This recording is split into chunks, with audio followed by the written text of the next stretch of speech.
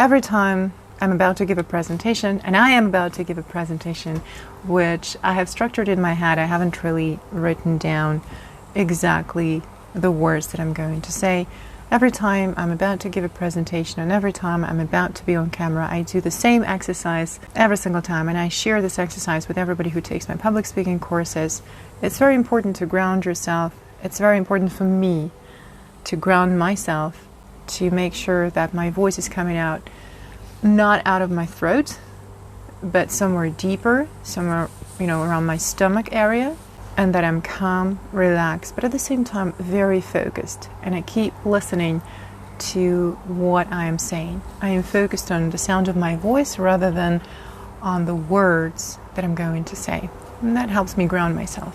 And that is an illustration of an exercise an advanced student would do. A beginner hears the instruction, listen to the sound of your voice, and they concentrate so hard and they want to listen to how they sound. But in fact, they listen to the sound of their voice, but they cannot just listen. They listen and they immediately judge every word that they're saying. They listen to how they speak. They immediately hear a mistake. And it's actually a good thing that they hear a mistake, but they think it's a bad thing. And they immediately start looking for the correct version of what they want to say. And what happens is that they're already distracted from their original message because they're gone looking for a better version of what they want to say. And then communication becomes a mess and they forget what they wanted to say, and then they feel lost and disappointed because they can't speak good English. But in fact, you're just doing the exercise wrong. Not wrong, but the way a beginner would do an exercise, and that's fine. An advanced level student knows how to focus, how to keep their focus very sharp and at the same time be very relaxed. A beginner will concentrate feeling very, very tight because they think concentration is tension, because they're afraid, of missing out on important details. But in fact, both people are doing exactly the same exercise. They're focusing on what they're saying. And one person will focus on the words that they're saying, another person will focus on the voice, on their own voice that's coming out of their mouth. These exercises seem very similar, but the details make them very different. It really depends what you focus on. And what you focus on makes all the difference. Now, this video is going to be about the difference between a beginner's mindset and a mindset of a more advanced student. Let me tell you a background story first. I have been working out at home on my own for the last year and a half. And even before that, when I used to go to the gym, I would put my workouts together myself. I'm a member of an online platform where all workouts are structured and already put together for me, and they are divided into 3 categories: beginners, intermediate, advanced. I don't want to brag, but I'm pretty good and I can do the advanced workouts no problem. So I would always pick the advanced level workouts, and I would never even consider doing a workout for beginners because it's just too easy and it doesn't feel like I'm doing a good job. So I would always pick only those exercises marked for advanced, and they would help me improve my mobility, they would help me improve my strength, a lot of parameters. And then once, I don't remember for what reason, but once I decided to do a workout on the same platform for beginners, and at the end of the workout I was all wiped out. I was soaked in my own sweat and I couldn't believe that was a workout for beginners. The only thing that I changed and the only thing that I did differently is I changed the weight, because a beginner would do the same exercise with no equipment or with very light weight. And what I did is that I picked a weight that is appropriate for my level right now. But I did exactly the same exercise. And this is when it hit me, and this is when it occurred to me that, in fact, there is not so much difference between exercises for advanced level students and for beginners. We are all doing exactly the same exercises, but we approach them with a different mindset. When I learn a new skill, and I'm learning how to paint, I'm learning how to ride a horse, I'm learning how to run in winter, I'm learning how to bake. These are all new skills. I'm also learning how to write. I couldn't explain it to myself for a long time, but now I think I can. When I learn a new skill, it's important for me to feel that I'm a complete beginner. It's important for me to go to that stage of an absolute beginner. You know, when I first sat on a horse, I had no idea what I was doing and how to do that. I was a complete beginner. When I started to paint, I never held brushes in my hands. I had never known the names for colors and for different paint. I knew absolutely nothing. I only saw people paint, and that's it. And when I feel like a complete beginner, when I am a complete beginner, I understand what other people go through when, let's say, they try to do exercise on my platform. I remind myself that of the fact that it's not easy to feel like you're absolutely lost. You have no idea what you're doing, but you absolutely feel the potential. You absolutely feel that you can do it. You just have no idea what you need to do first, and you have no idea how to approach it. But when I am a complete beginner, I remember, like when I'm in a situation where I'm a complete beginner, I start remembering all the other skills that I had mastered before. I realized that I had already been there. This is how I got from stage 0 to stage 10, let's say. And it's important for me to remind myself of the mindset, not really of the exact things that I did, because whatever you're learning, really, it doesn't really matter. The mindset is the key. What exactly was I doing to move from stage 0 to stage 1, and then stage 2, and then stage 3? I really look back at my journey in retrospect, analyze it, and ask myself, what can I apply to learning this new skill right now? So my point is that there is not much difference between the exercises. The exercises are all the same, but people are different, and people experiences are different, and people approach exercises differently. Let's say if you're a beginner doing push-ups, you will be doing push-ups from your knees because that's how much you can do right now. An advanced athlete will do push-ups, normal push-ups from the plank, from the position of a plank. They will do clap push-ups, but it's the same move. It's just a push-up. But how you do them makes all the difference. A beginner will work with their body weight only, while an advanced athlete will do the same move with a heavier kettlebell or with a heavier dumbbell or a barbell, whatever equipment you're using. It's exactly the same move. And when I think about the system of acquiring the skills necessary to achieve native-like fluency, I've been thinking about it. It's only 9 skills. Only 9 skills. And one of the skills is articles, let's say. Articles is something that people are supposed to have learned at the very beginning of their learning journey, at the very, very beginning. Articles is the topic that elementary students learn. Articles is the topic that pre-intermediate, intermediate, upper intermediate, and advanced students never go back to, because it's something that you're supposed to have mastered when you were an elementary level student, right? Why go back to that? What I see later is that even advanced level students are so confused about articles, and they still have no clue. They remember that there were rules, but what those rules were about, they don't really remember. It doesn't make sense to them anymore. One of the skills is also rhythm, and to practice rhythm, you have to read a lot out loud in English. And reading is also something that elementary level students learn to do. They learn to read in English. And it's something that students never go back to once they get the status of pre-intermediate, intermediate, upper intermediate, advanced level students. They never go back to reading. When I look at children who learn English at school, I see the same situation. Same story repeats. They teach them how to read, maybe in primary school, and then they never go back to that again, because by the age of 10, you're supposed to know how to read, and they never go back to it. But what I see is that a lot of teenagers, starting like 12, 13, 14-year-old kids. Their problems in English start with their inability to read. They read it the way they can, and they read it the way they got it, but not the way the English language sounds, or not the way you're supposed to read text in English, not according to the rules. They read it the way they can understand. There's a certain voice playing in their head that reads the lines that they see. When they try to vocalize what they see and when they try to read it out loud to other people, nobody understands them. And which tells me that a lot of processes are out of sync, and students cannot synchronize what they see with what it means and with how it sounds, and all this mess becomes the foundation for all the future courses that they take, for all the future English courses that they take. And you can't really build much on this foundation. And again, coming back to the idea that beginners and advanced level students do exactly the same exercises, they just approach them differently.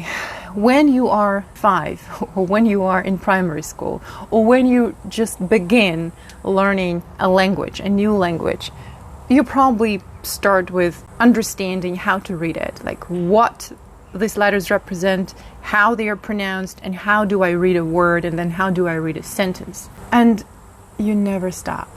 There is no point where you say, okay, now I can read, I will never read again in my life. At the beginning, you read to understand how it works, like how the language works, how do I connect letters, how do I connect sounds.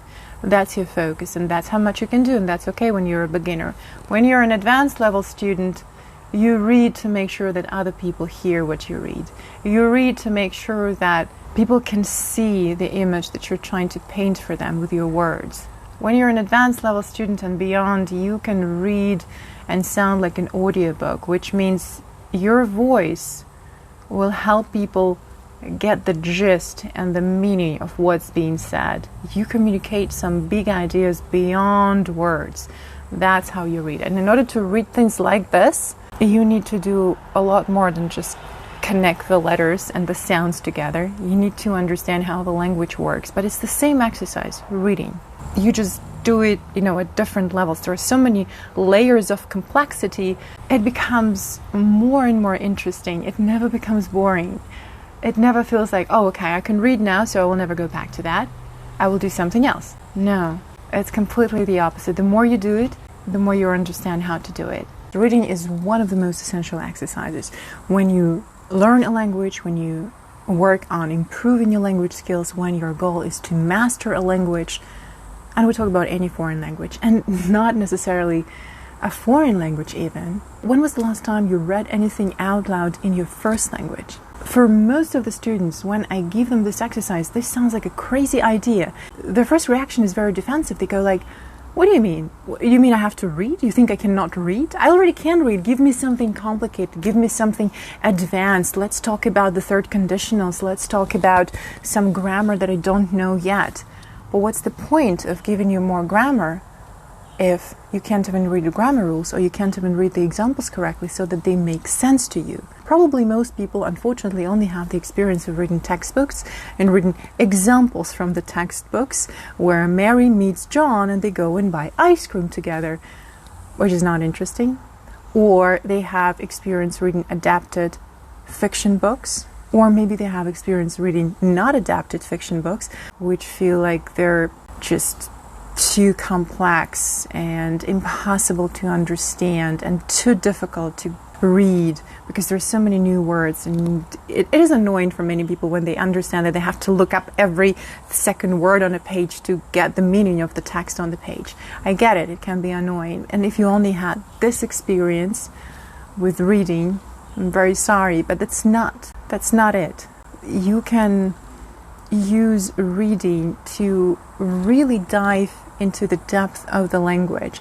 You can use reading to understand how articles are used, to understand why articles are even there, how to feel the meaning of what's being said, how to communicate the meaning when you speak English, not just the words, but the meaning, because the problem is that non-native speakers give people words in English or in any other foreign language, but they also give people a job to make a sentence out of these words or to make sense out of these words, which is not very pleasant, and nobody asks for this job. Nobody likes to do this job. It's your job as a speaker to make sure that your message has been delivered in the language of that person who is listening to you. And even though we may speak the same language, everybody's language of how they perceive information is slightly different. So when we prepare presentations in English, the question is no longer, how beautifully do I speak? How great is my presentation? Is my presentation 100% correct? Or would my English teacher approve? No, that's not the question anymore. It's not about you. The focus at more advanced levels is on your audience? Is my language clear enough for them? Will they be able to get the message? Will they be able to relate to the examples that I have for them? You see, it's the same exercise again, preparing a presentation in English. But let's say if you're a beginner, if you have never prepared a presentation, most likely what you're going to do is you're going to write down every word of your presentation and do your best to memorize every word of it. And you will do your best to make sure that you can stick to it word by word so that, you don't have to deal with situations where you don't know what to say, right? The only problem is that most people hope they will not need plan B in case they forget a word. But it happens very often that people forget a word and they can't move on because the only thing they can be thinking about at this moment is what's the next word? What's my next word? There's only one option for them and they don't see more options. If you've given many presentations, if you're a very experienced presenter, not a beginner anymore, you approach a presentation very differently. You don't need to write down every word of it. You need to understand how you're going to structure your message for those people. Some people do it on paper, some people structure their message in their head, but it's just a completely different process of preparation, and it's a completely different delivery too. If you're a beginner, you feel tense. If you have given many presentations, you feel very confident whatever the situation is. Okay, there are technical problems, you know what to say, you know how to handle them. Okay, your slides don't work. Okay, you can do without the slides. Something's going on in the audience, you know how to address that. You can crack jokes, you can laugh together with people, you can make a conversation or your presentation more interactive, you can turn it into a conversation. But in fact, you're doing the same thing. You're practicing exactly the same thing, public speaking. But how you approach it depends on your experience and on the level you're at right now. Language is not a sequence of rules that we have to follow in a certain order. It's just not true. Trust me, it's not true. It's not like first we learn present simple and then we never go back to present simple because we have to do present continuous and then we have to do present perfect and then we have to do with all the past tenses and then all the future tenses and then all the conditionals and we have to follow this grammar journey exactly in this order. It's just not true. When you start learning a language, you understand present simple the way you can understand it.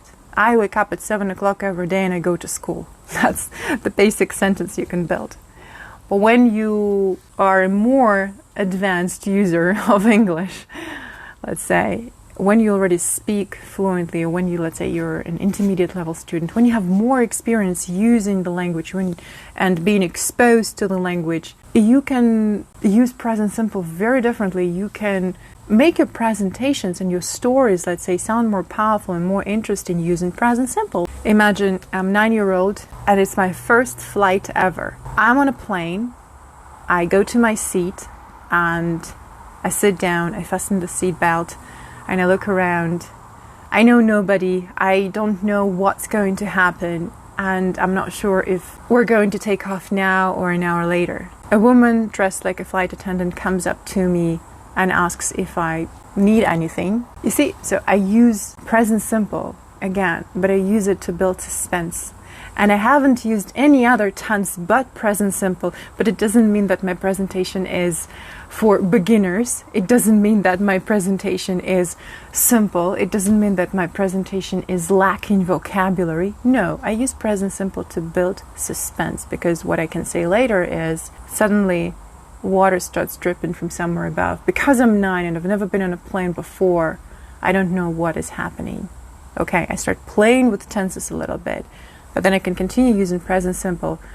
I look at my dad who is sitting in the row in front of me. He doesn't look at me, so I tap on his shoulder and I ask him to turn around and look at me. And I ask my dad what's happening. I'm terrified. You see, I can continue using present simple, but it doesn't characterize my storytelling skills.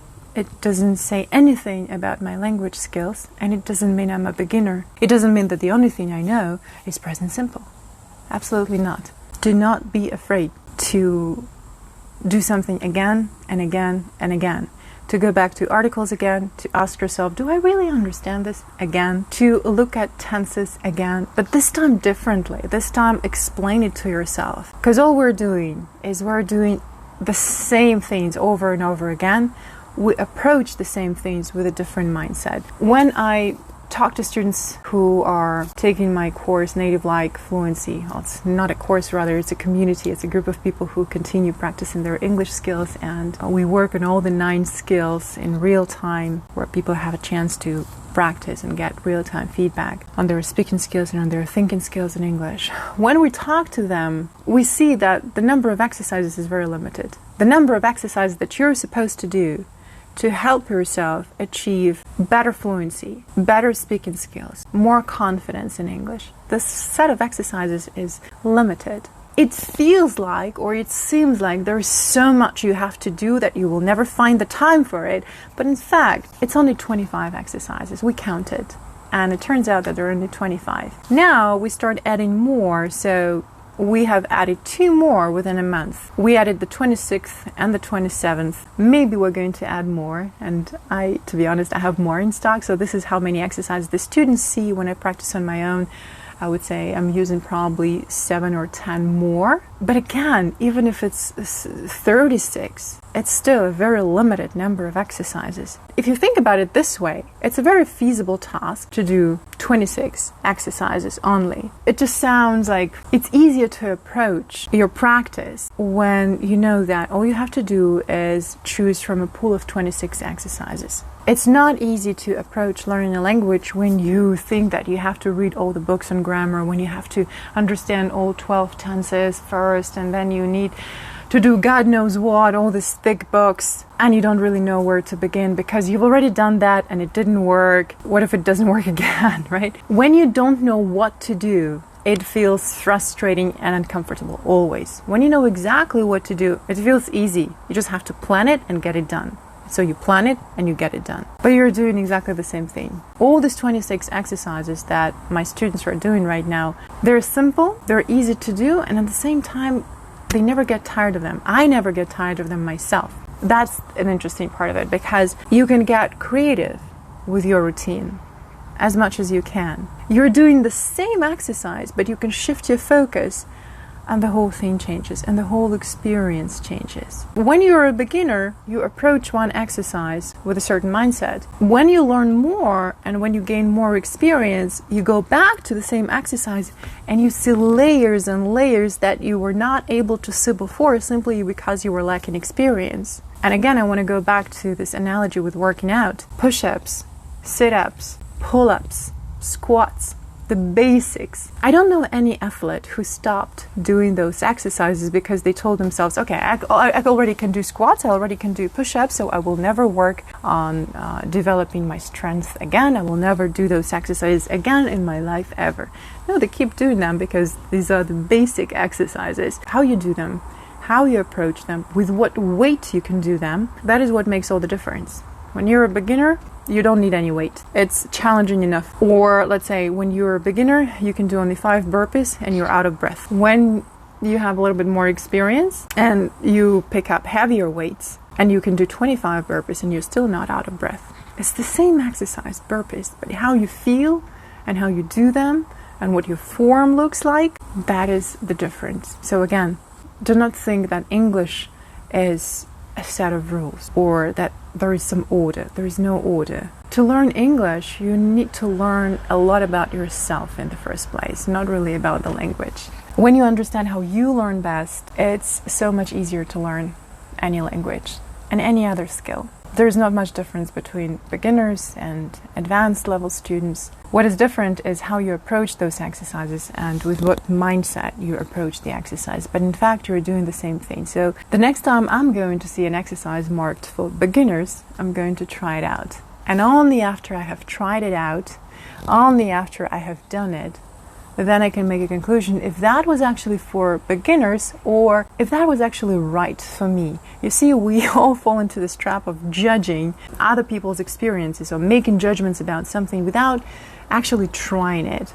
I used to think that all those workouts marked as for beginners were not right for me. I was not going to waste my time doing them. But when I tried, turned out that, they can be very helpful and they can be very useful. And that is my lesson. I will only make conclusions after I have tried, not after I have listened to other people who haven't tried either, but made an opinion and thought it's the right thing to share their opinion with the rest of the world. That's my message for you today. Thank you very much for watching, and I'll see you soon.